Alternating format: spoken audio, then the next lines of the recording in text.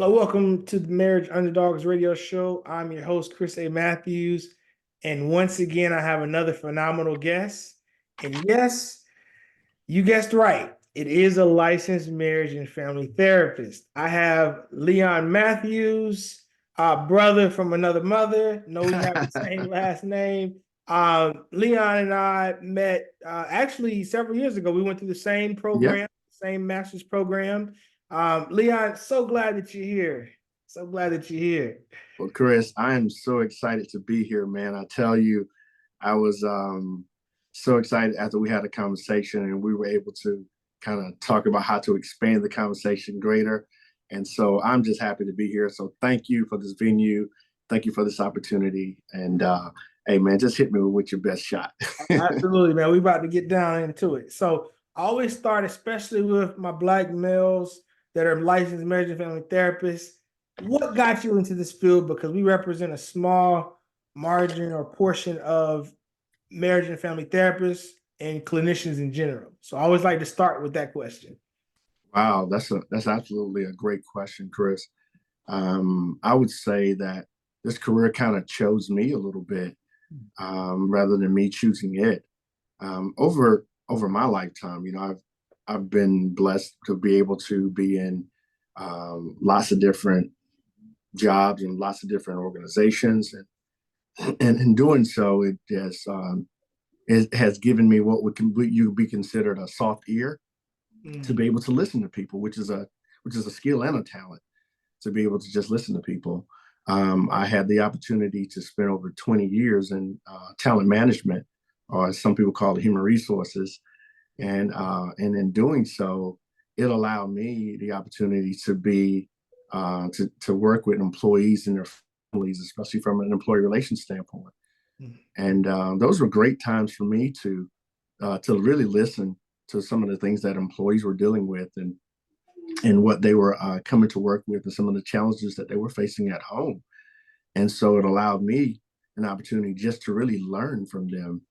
And so as I kind of went through that in my career, in that career, I started really thinking back to now, how we Gen Zers, Gen Xers, we're thinking, what is it that we can do next to help the greater population, or just to kind of help in a way that you never helped before.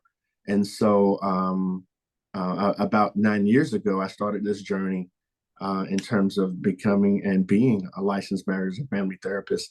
And so I was able to culminate a lot of the skills and abilities that I had before in terms of being a nationally certified mediator, quite a few years in talent management and specializing in employee relations.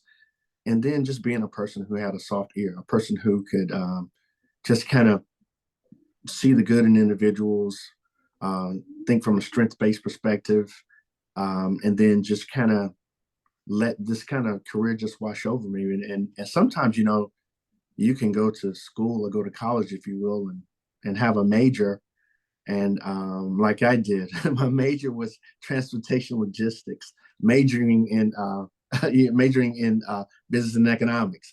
And so I just think about that, and then you take that and you work in HR, talent management for over 20 years, and so that kind of tells you, that sometimes things choose you rather than you choosing them. And so I think that's And when kind you of think what. about human resources, I've been told, and I have a master's in leadership with concentration in HR as well. So I know we connected on that vibe. Yes. HR essentially a lot of times works, depending on what role you're in, as the therapist for the company, essentially, right? Like you're navigating and mitigating conflict, and the difference is that the loyalty is to the organization, but at the same time, you're still hoping and soliciting win-win situations for the employee and the employer as well, when you can, right? Yeah. Like Oh, wink wink for the absolutely. corporate people out there. At the end of the day, it depends on the culture of the organization. But I bring Yes. that up because I'm sure in your line of work in HR, and especially in what we do as marriage counselors, conflict. And I really want this episode this time that we have together focus on arguments and fights. Okay. So let's start with fights. Okay, good. Help the couples listening to understand what's the difference between an argument and a fight. Because couples use those words interchangeably, but there are some stark differences between the two, right? Absolutely, So let's absolutely. start. Which way you want to start? Arguments and fight. Let's start with the with an argument. Okay. An argument is kind of, if you want to look at a ladder rung, if you will. An argument is going to be a little bit lower on the ladder on the rung than an actual fight. An argument, it really stems from conflict, internal conflict and external conflict, as well as just simple disagreement. Right. And disagreement can happen about going to get ice cream, Yeah. versus cake, So that's a disagreement. But it's how the individuals handle the disagreement and what it turns into from the disagreement. So so if you set it up in that respect, you have a disagreement, and then you have two individuals who really take the disagreement to a level that it maybe shouldn't go, and it becomes an argument. And Mhm.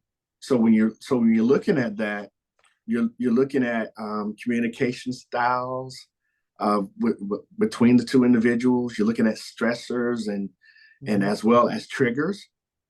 Because someone might have a trigger that says, that they say, if someone disagrees with me firmly or gives pushback, then that's a trigger for me. Right. And And that's where and I defensiveness comes in. yes, there it Yeah. is. The And defensiveness comes in. yeah, and I It, like it, what you were describing. You said that arguments tend to start off as a mild disagreement, but then or a conflict that goes into an argument transitions into somewhere it may not need to be. mhm. But within the argument, are you still able to sustain respect? I'm sure that temperatures could be heightened and emotions could be aroused, but can you still sustain respect in argument? Absolutely, And what does that? absolutely. And what would that look like? Yeah, because one of the things that I do in my practice is that I make sure that people feel comfortable with being uncomfortable. Right. Okay, so catch that. I want you to feel comfortable being uncomfortable, because you know what? You're not going to agree all the time. Just Mhm. not going to happen. Um, but you also have to disagree in a respectful way, that you can keep the conversation and the lines of communication open, and that you can also build off of it, as opposed to the argument, or better yet, the disagreement turns into something so detrimental that you can't come back from it, or you can't build from it. And And I that would be think like that's what. name calling and things of that Yes, nature. Once you you start to know be it, man. respectful, Yeah, yeah. because those things you can't get back. you Right. know they're literally like literally like firing a weapon, if you will. Mhm. Once it's out, once it's gone, it's gone. But if you say something to your partner that you can't get back, you may apologize for it for 50 times, but they still remember it, because guess what, you said it. And so they are thinking, they still have this thought that is something deep rooted in your heart, that you even brought it up, or even uttered it. And so it's kind of that, how dare you even utter that to me, knowing that I am this person in your life. And so it's hard to get past that sometimes with couples, certainly with an individual who has been the words have been spoken to. Mhm. And so again, I see I see it in my practice, where I tell folks, this arguing, having disagreements is a good thing. It's okay to have a disagreement, But when they because turn into a fight, right? When they turn, yes, let's get there. it feels like at this point, the disagreement now is designed to host a winner and a loser. Because when we think about a fight or a boxing match, you have a winner and you have a loser. And essentially, when couples truly fight and it gets bad, they're no winners. You have Yes. losers because I, and talk mhm. about that. Why when a fight occurs with couples, there's really not a winner. Inherently, you just said it. Inherently, it's a fight. Um, okay, so I'll give you a good fight analogy. I grew up in the era of Mike Tyson. Mhm. I was a big fan of the pugilistic sport.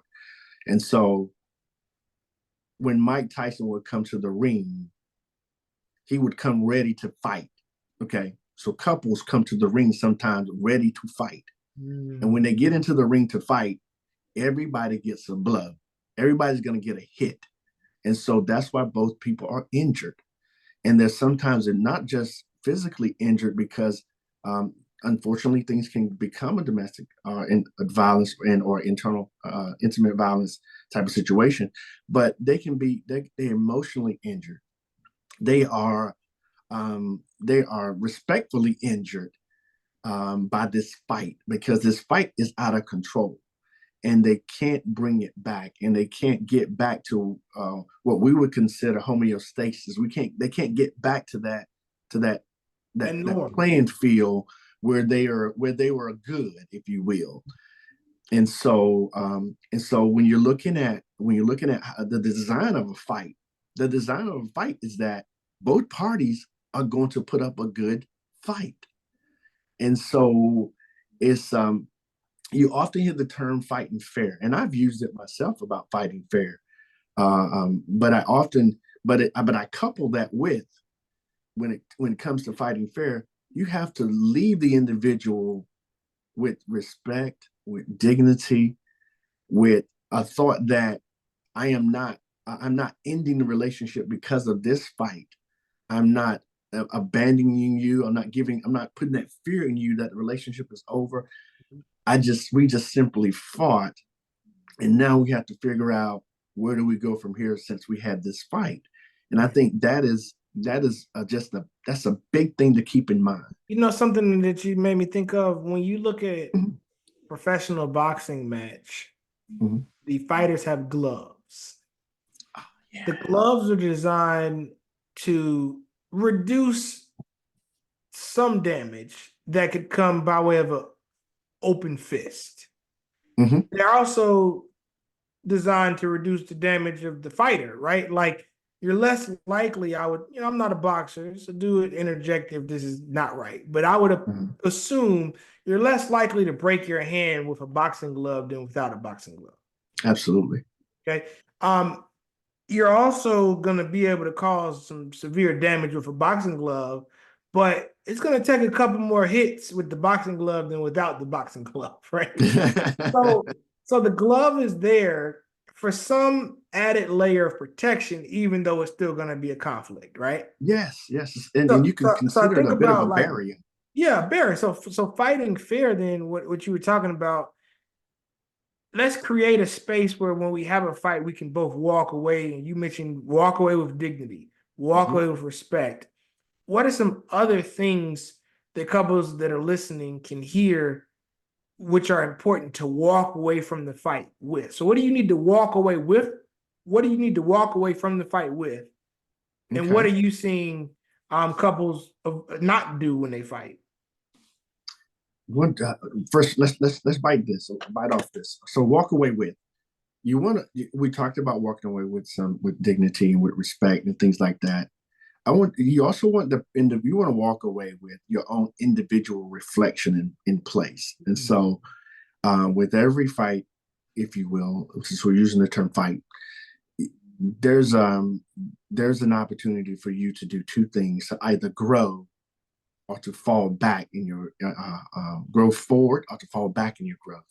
Because think about it, fights are hurtful, and words really do hurt, and words can really take a relationship that was either on the brink of something great or on the brink of something bad and take it to the worst degree, or it can take it to or can go and take it forward. But either way, that individual reflection has to be there where I can say to myself, okay, we had this argument, we that turned into a fight. Mhm. And in this fight, she made some good points, and I Mhm. was wrong. So I'm over here now thinking that okay, good. I won the argument, but I really lost because now I got to go back and say, babe, you know, mm, let me apologize for earlier because you made a good point. I was wrong, or maybe if even if you wasn't wrong, you still can get that individual reflection out of it. Right. And then the other part to that is we're always working on strengths and resilience. We're built to work on our strengths and our resilience as we move through life. um, you know, things that don't necessarily tear us down can help build us up. Mm. And so as you're working on these strengths and these resilient pieces, um, just know that a fight in and of itself is born of something. And so the resilient piece and the strength is go back to your relationship and really start to look at it and say, okay, what got us to this point here? Because this was ugly. I mean, this was not reflective of who we are It's in the something love. deeper, and that's important Yes. as well because I mean, what I'm hearing you say is, and I agree, arguments can transition into fights. When we do have a fight, being able to walk with dignity, respect, but a better understanding than before the fight occurred. So, an opportunity to learn and grow from the fight. And we want partners. The other part of that question was, what are you seeing partners not walk away with? And I've seen partners sometimes they don't walk away with the relationship intact. And you Th- mentioned, right? There's I yeah. want to segue off of fights and arguments, Yes, yes, sir. and let's transition to the family of origin piece, right? Okay. So you were mentioning just now that it's stuff underneath. Mhm. So how do our family of origins or even relationship histories impact our conflict styles? Talk about that for a second.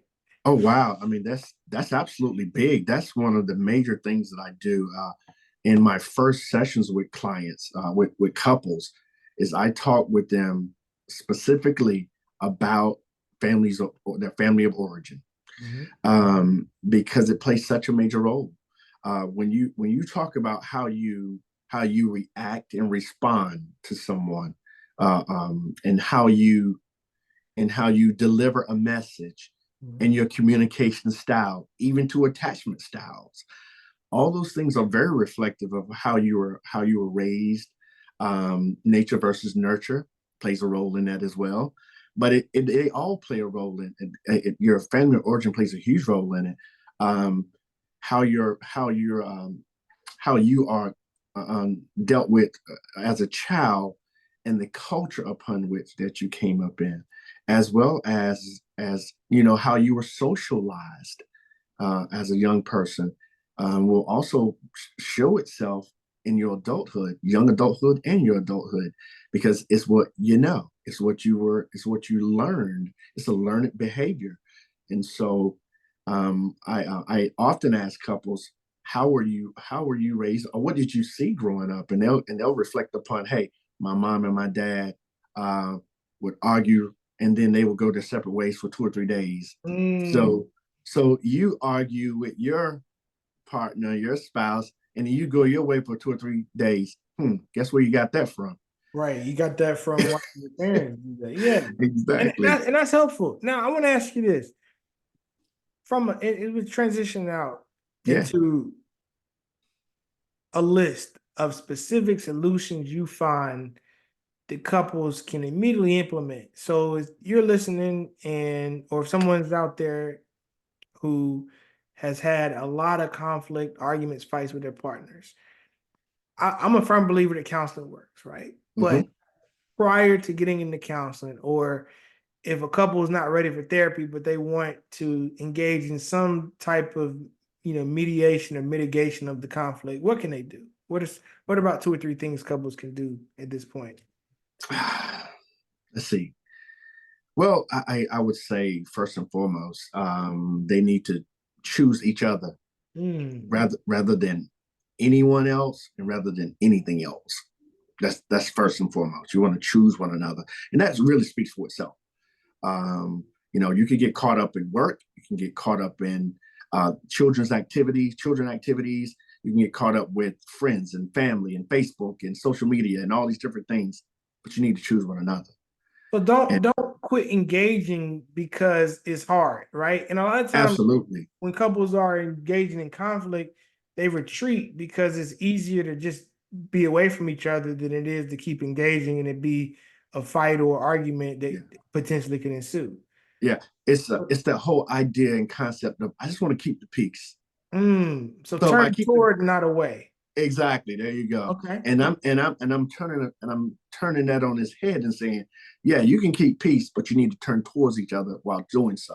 I Mm, often say to couples, whenever you are mad, either one of you all, never leave your house.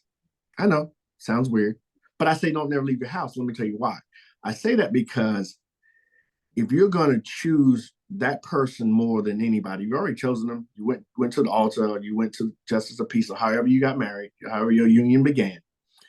Um, you, but now when you have an argument, that person sees that as running away on the other side of this, and so that fear of abandonment starts to set in, and that is a hard rock to break.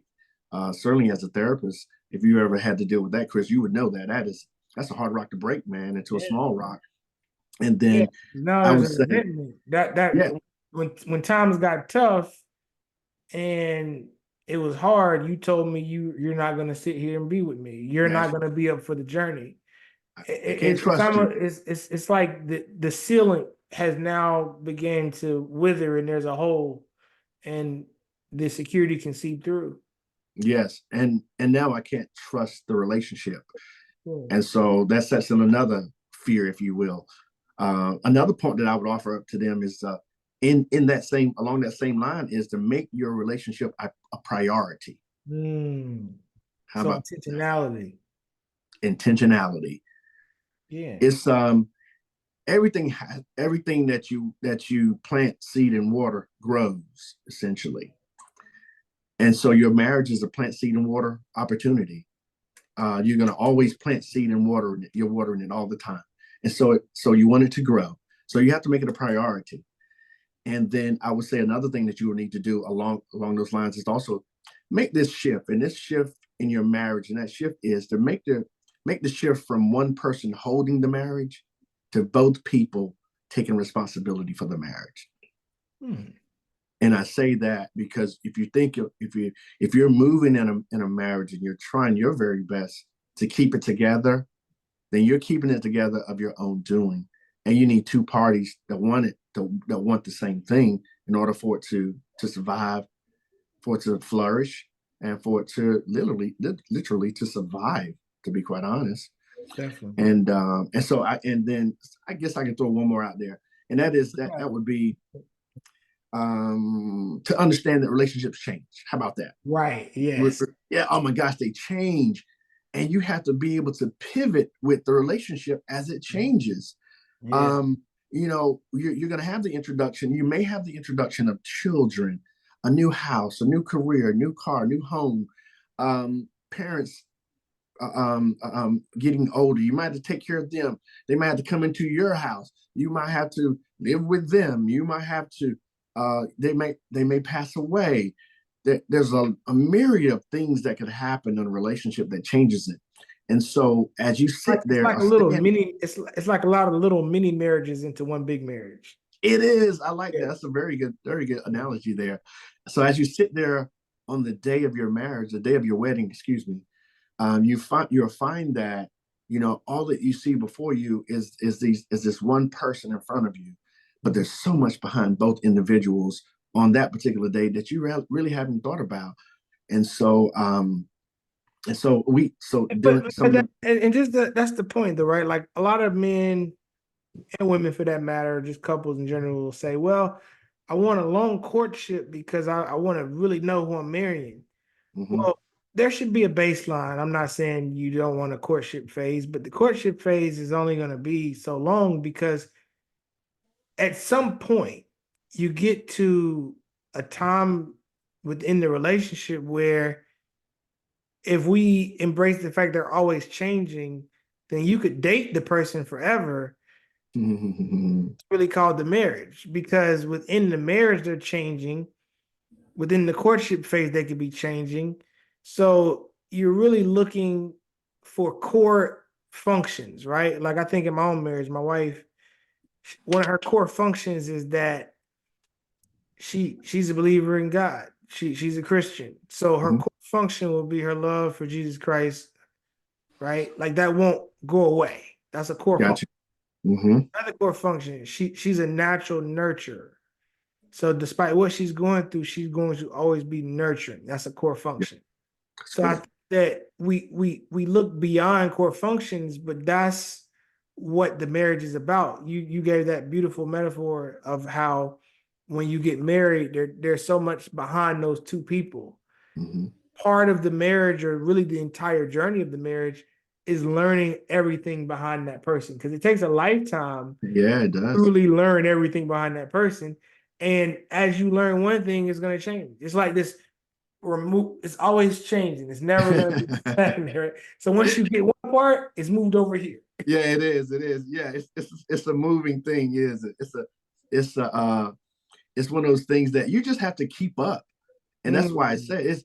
I say often it's so exciting when you've been married to someone for many years because you're Yeah. still learning about that And how individual. many years again for you? And for me, I'm about to celebrate 31 years with my wife, That's and beautiful. Man. 31 and years.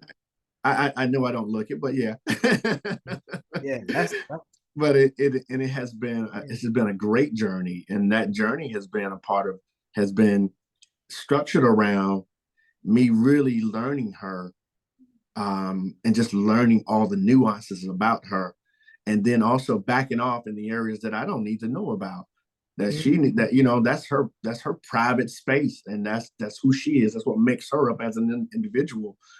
And So the differentiation itself, man, being able yeah, to be individuals within a union, but then knowing how to come together and be collective within the union, right? yeah, you It's don't have to be overly enmeshed. yeah.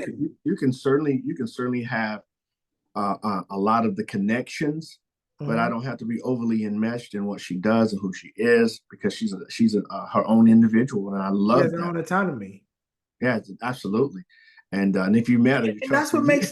makes marriage and the partner attractive, right? Like Oh my gosh, if yes, they didn't have their own things within them that changed, then that would be boring. So we want our partner yeah. to be their own self, right? I know we're at time, and I wanna No, give you that's okay. just to share how can people contact you? We'll obviously put in the show notes as well, but if someone wanted to reach out to you, what are some easy ways they can get in contact with you, Leon? Well, one of the easiest ways is we're at you can catch me at Leon at lakesidepsychotherapy.com. That was Leon Leon at lakesidepsychotherapy.com. And also by our office number, and that is 704-286-2449. That was 704-286-2449. Again, that's that's a great opportunity, great ways to kind of get in touch with me. And also, our website is Lakeside Psychotherapy and Wellness, Lakeside Psychotherapy and Wellness, and it's the one that's in Charlotte, North Carolina. Nice. I think that might be one that's close to that in another part of the country, but it's the one here in beautiful Charlotte, North Carolina. Yes. Leon, I really appreciate it, man. We gotta have you come back on. Um, Absolutely, man. This is great. yeah, arguments, fights, conflict styles, all of what we talked about is important. Most They people are. come into counseling. We would love as therapists if our large population were more preventative, but they're not. Our human nature is to be reactive. Mm-hmm. And fights and arguments are a primary source that lead a lot of couples into counseling. So, Yes. definitely, I'm really glad to have had you on the episode today. For those that have been tuning in, you listened to Marriage Underdogs Radio Show podcast. I'm your host, Chris A. Matthews. We drop a new episode every Tuesday at 10 a.m. on Spotify and Apple Podcasts. So I look forward to bringing you another episode next Tuesday. All right. Thanks.